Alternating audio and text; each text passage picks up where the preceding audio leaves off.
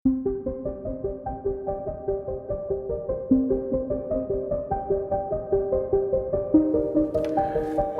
आइए हम कैलाश पर्वत के रहस्य का अपना दूसरा एपिसोड शुरू करते हैं।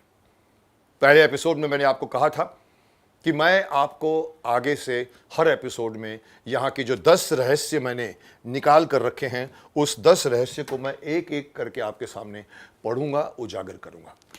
तो ये पहला नंबर आता है, कैलाश पर्वत का क्या धार्मिक महत्व है।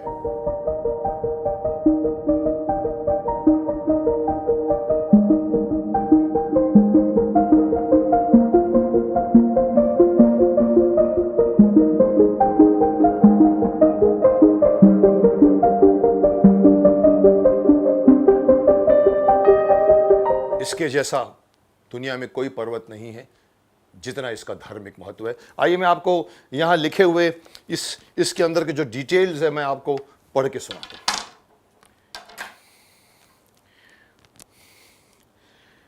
माउंट कैलाश कहने के लिए तो एक पर्वत ही है, पर पूरी दुनिया में इसका कोई सानी नहीं है। इससे ज्यादा धार्मिक महत्व का और कोई पर्वत हो ही नहीं सकता। क्या आप जानते हैं कैलाश पर्वत 4 धर्मों के लिए पूजनीय है। 4: हिंदू, बौद्ध, जैन और बौन धर्म, जो तिब्बत में बौद्ध धर्म से पहले मौजूद था। अब हिंदुओं में आते हैं हम। हिंदुओं में यह मान्यता है कि इस कैलाश पर्वत पर महादेव शिव जी का निवास है, जहां वो अपनी धर्म पत्नी पार्वती और अपने प्रिय नंदी बैल के साथ रहते हैं और निरंतर ध्यान की अवस्था में रहते हैं। ये देखिए, यहां मैंने लिखा है निरंतर ध्यान में शिव जी। ये हिंदुओं की बात हुई। बौद्ध धर्म के अनुसार ये बुद्ध डेमचौक का घर है, जो सर्वोच्च आनंद का प्रतीक है। बौद्ध लोग भी यहां पर आते हैं और इसकी पूजा करते हैं। जैन धर्म के आते हैं हम। जैन धर्म में इसे माउंट अष्टपद के नाम से जाना जाता है। उनके अनुसार यहां उनके सबसे पहले तीर्थंकर, जैन तीर्थंकर थे, जिनका नाम था ऋषभदेव। उन्होंने यहां पर मोक्ष की प्राप्ति की थी। कहते हजारों अपने अपने शिष्यों के सामने या उनके साथ मिलकर उन्होंने यहां पर इस माउंट कैलाश के आसपास ही उन्होंने जो है वो मोक्ष की प्राप्ति की थी। इसीलिए जैन धर्म में भी इनकी इस पर्वत की बहुत मान्यता है।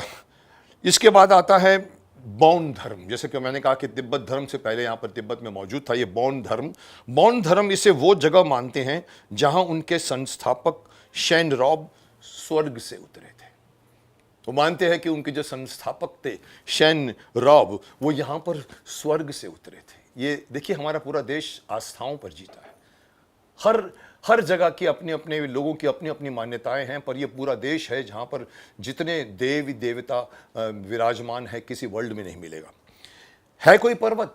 आप बताइए मुझे। अब मैं जो बात कर रहा हूं कि इस पर्वत का धार्मिक महत्व क्या, आप बता सकते हैं ऐसा कोई पर्वत जो धर्म के नाम पर इस पर्वत का मुकाबला कर सके? है कोई पर्वत? कोई नहीं। कोई एक पर्वत जाना जाता है, किसी हो सकता है किसी और धर्म में किसी एक जगह की महत्ता है, किसी और धर्म में किसी और पर्वत की शायद कोई मान्यता होगी, मगर ये एक ही पर्वत है कैलाश पर्वत, जिसे 4 धर्म वाले पूजते हैं। इससे ज़्यादा आपको अचंभे की बात नहीं होगी। अब मैं ये भी कह सकता हूं कि हिंदुओं का विष्णु पुराण क्या कहता है। हिंदुओं का विष्णु पुराण कहता है कि कैलाश की 4 दीवारें अलग अलग रत्नों से बनी हुई है। जी हाँ, कैलाश की 4 दीवारें अलग अलग रत्नों से बनी हुई हैं, जैसे कि रूबी, सोना, क्रिस्टल और नीले रंग का एक पत्थर, जिसे मैंने पिछली बार भी कहा था, जिसे लेपिस लजुली कहा जाता है। एक ब्लू कलर का पत्थर है। अब ये इसकी 4 दीवारें अलग अलग पत्थरों की बनी हुई है। Can you believe that? है दुनिया में कोई ऐसा पहाड़ जो अलग अलग धातुओं से बना हुआ हो? कोई नहीं मिलेगा आपको। हर पत्थर का एक ही पत्थर, पहाड़ का एक ही पत्थर होता है जो थ्रू आउट रहता है, पर यह पहाड़ ऐसा है कि इसकी 4 दीवारें अलग अलग पत्थरों की बनी हुई है। कैलाश पर्वत माना जाता है कि पूरी दुनिया का एक स्तंभ है।